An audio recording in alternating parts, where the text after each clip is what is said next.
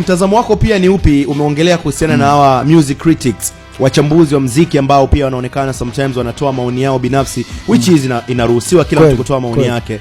Unahisi pia at some point wanawakumbusha wasanii kwenye kufanya kazi labda kwa bidii, kwenye kuwekeza, kwenye kujitambua and stuff like that? Wewe ni miongoni mwa wasanii ambao unaongoza sana kwa kukutana na negative comment mtandaoni.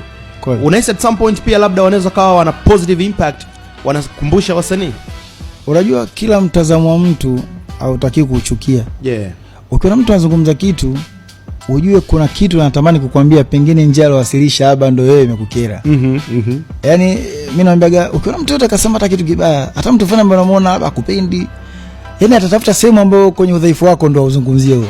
Kwa maana mtu akiongea kitu maana kuna madhaifu sehemu ambayo lazima upokee. Sasa usiangalie kawasilisha kwa ubaya namna gani. Angalia huyu point ni nini? Anani correct sehemu gani? Yaani anasahisha sehemu gani? Na ndio maana mimi ni ngumu sana kusikia sio nimemkamata mtu, nimpeka mtu polisi. Yaani si mind, yaani mtu akiongea na kiukweli inasaidia sana. Sasa kaka mimi kwa mfano ndugu zangu sasa toma kama mind wakanuna. Kinawaka. Yaani kwa nini ukaongea hivyo? Naambia sasa ilivyo. Watu lazima wazungumze. Alafu sio tukuzungumza. Yaani hatuwezi kupatia tuko bora sehemu zote. Sisi kuna sehemu tumezifanya, na mimi hata wewe bora vipi. Kuna sehemu yani lazima utaacha. Utakosea. Kwa sababu Mwenyezi Mungu katuumba sisi sio wabora. Kwa hiyo atatafuta sehemu ataongelea.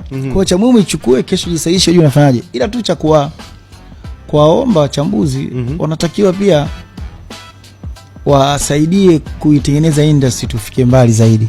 Kwa sababu wao wanachokicomment, wanachokisema ndio watu watakishughulikia wakati mwingine.